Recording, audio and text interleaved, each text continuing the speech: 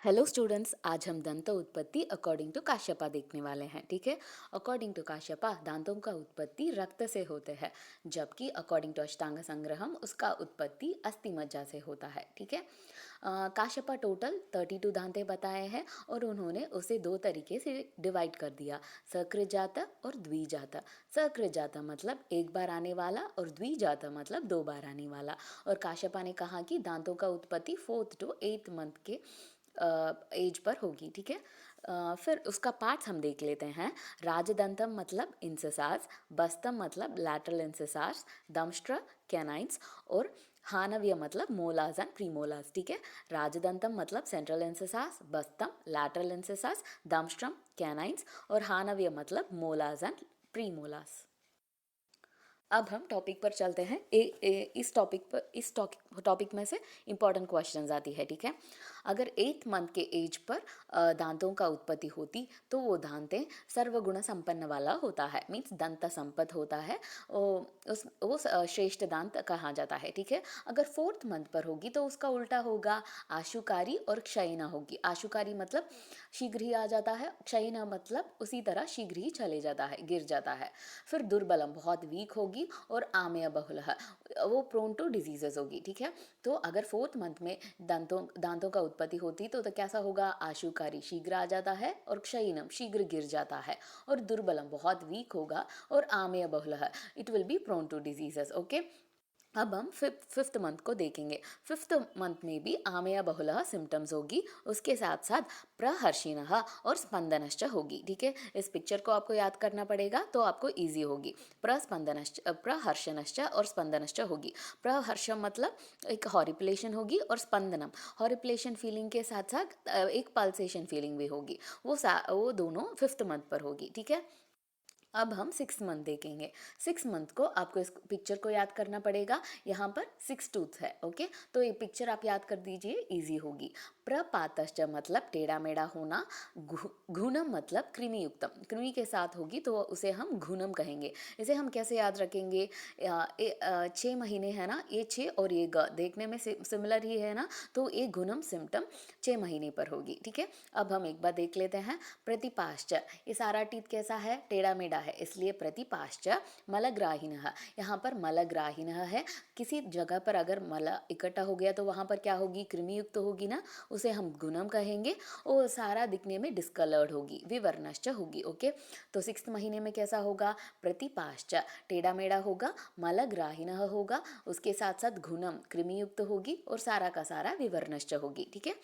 इसके अलावा जो भी सिम्टम्स आएगी वो 7th मंथ पर आपको टिक करना पड़ेगा। ओके।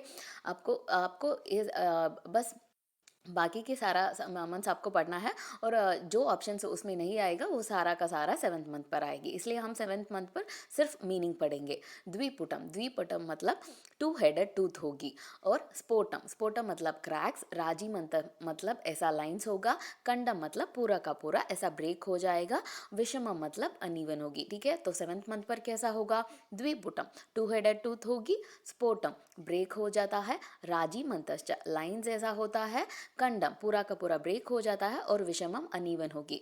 इसके अलावा फिर भी आपको ट्रिक चाहिए तो एक रेनबो पिक है ना, यहाँ पर 7 कलर्स होती है ना रेनबो पर, इसलिए रेनबो पर ऐसा लाइन्स है, राजी मंतश्च एक रेनबो का फोटो है, फोटो, इसलिए ट से एंड होने वाला सारा चीज़ें यहाँ पर होगी। ठीक है।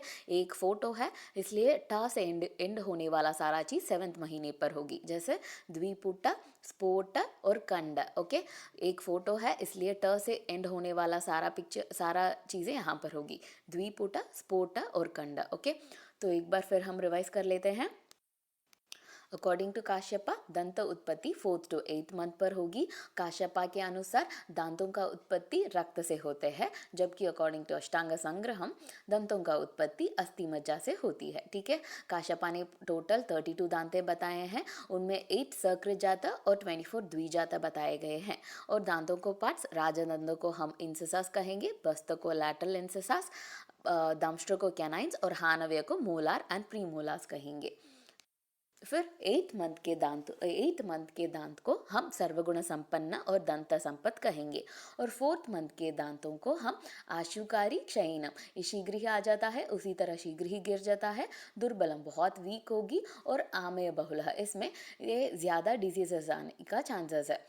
फिर फिफ्थ महीने में हमने एक्स्ट्रा एक सिम्टम पढ़ा, दंतहर्ष और प्रस्पंदनश्च हमने पढ़ा, प्रहर्षिनम और स्पंदनश्च हमने पढ़ा। और आपको ये एक चीज़ याद रखना है, आमेय बहुला दो जगह पर होगी, फोर्थ मंथ और फिफ्थ मंथ, दो जगह पर होगी, ठीक है। फिर हम 6 मंथ देखेंगे। 6 मंथ पर ये टेढ़ा मेढ़ा है ना, तो प्रतिपाश्च। फिर यहाँ पर मलम ग्राही है और यहाँ पर कृमि है। कृमि को हम क्या कहेंगे, घुनम कहेंगे। और ये सारा टीथ डिस्कलर्ड है, तो विवर्नश्च यहाँ पर होगी। और 7th मंथ पर क्या होगा, द्विपुटम, 2 हेडेड टूथ होगी। यहाँ पर स्पोट है, राजी मंतश्च और कंडम, 2 पार्ट्स है ना, इसलिए कंडम। ये सारा टीथ यहाँ पर है और ये देखने में विषमम है। ओके, तो इसे हम कैसे याद रखा, रेनबो कलर्स में लाइंस है ना, उसको हम राजी मंतश्च कहेंगे। एक रेनबो का फोटो है, इसलिए ट में एंड होने वाला वर्ड यहाँ पर होगी। द्विपुटा, स्पोर्टिनश्च और कंडश्च, ये सारा चीज़ यहाँ पर होगी, ठीक है। Thank you.